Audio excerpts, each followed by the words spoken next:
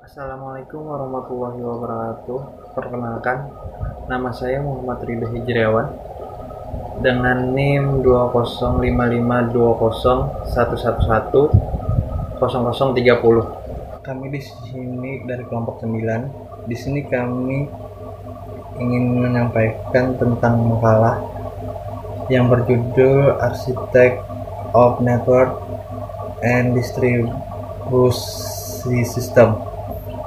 Di sini saya akan bahas sedikit tentang apa sih itu komputer.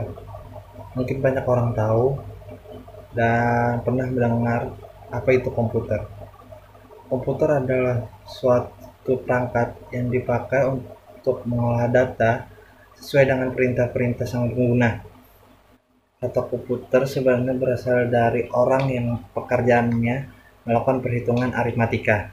Tapi sekarang komputer digunakan dengan berbagai keperluan seperti main game, seperti mengerjakan tugas dan lain-lain. Sejarah komputer berawal dari abad 19 ketika Charles Babbage mencoba untuk mendesain komputer mekanik yang bernama mesin analitika. Di sini ini menjadi basic kerangka desain komputer sekarang. Secara garis besarnya, pengembangan komputer terbagi menjadi 4 generasi. Generasi pertama dimulai ketika komputer digunakan pada akademi dan militer seperti komputer Atanasomberi, dibuat pada tahun 1937 untuk menyelesaikan sistem persamaan linier, dan komputer Colossus untuk memecahkan kode rahasia Jerman. Generasi kedua dimulai ketika transistor penggantian tabung vakum.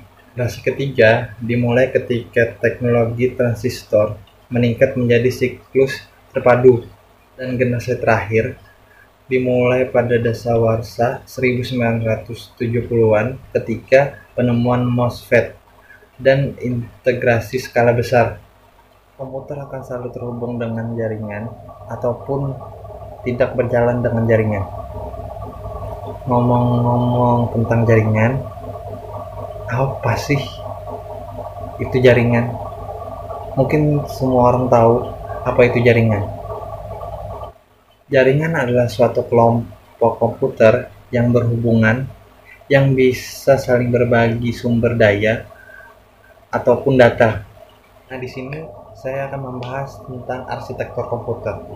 Arsitektur komputer yaitu penerapan dari pendefinisian struktur dan hubungan dari subkomponen hardware pada komputer, sedangkan referensi merupakan konsep berpikir untuk menjelaskan cara kerja komputer secara logika untuk mendukung suatu penerapan pada komputer.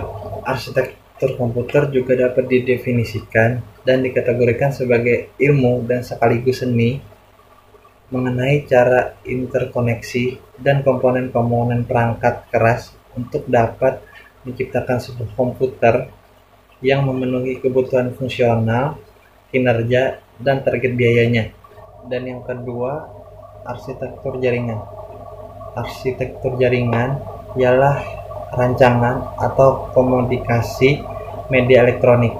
Arsitektur jaringan merupakan sebuah himpunan atau gabungan dari beberapa layer dan protokol. Layer bertujuan memberikan layanan ke layer yang ada di atasnya, sedangkan protokol adalah sebuah aturan atau standar yang mengatur atau mengizinkan terhubungnya komunikasi dan perpindahan data antara dua atau lebih titik komputer. Yang ketiga itu ialah pembagian dasar arsitektur. Pembagian arsitektur terbagi menjadi 4, yaitu LAN. LAN adalah Local Area Network, yaitu jaringan komputer yang dibangun pada area yang terbatas seperti ruangan, rumah, maupun gedung, di mana antara masing-masing klien maupun antara klien dan server dapat saling bertukar file maupun saling menggunakan perangkat yang terhubung pada unit-unit komputer yang terhubung pada jaringan tersebut. Dan yang kedua ialah MAN. Apa itu MAN? MAN adalah Metropolitan Area Network, di mana pengembang dari LAN yang berukuran lebih besar dan biasanya menggunakan teknologi yang sama dengan LAN. MAN dapat mencakup kantor-kantor perusahaan yang letaknya berdekatan dan juga sebuah kantor, dan dapat dimanfaatkan untuk keperluan pribadi atau umum. MAN mampu menunjang data dan suara, bahkan dapat berhubungan dengan jaringan televisi kabel. Yang ketiga itu ialah WAN.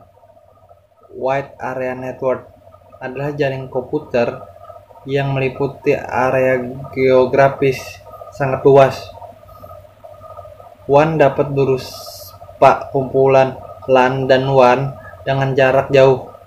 Untuk menghubungkannya, biasanya digunakan melalui saluran telepon maupun saluran komunikasi umum, bahkan satelit. Salah satu contohnya yaitu implementasinya adalah internet. Yang terakhir yaitu internet.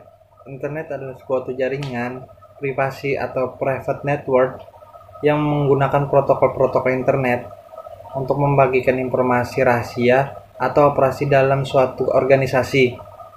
Internet adalah interconnection networking, perangkat jaringan komputer dengan jangkauan seluruh dunia menggunakan protokol TCP atau IP melalui jalur telekomunikasi seperti telepon, radio, link, satelit, dan lainnya.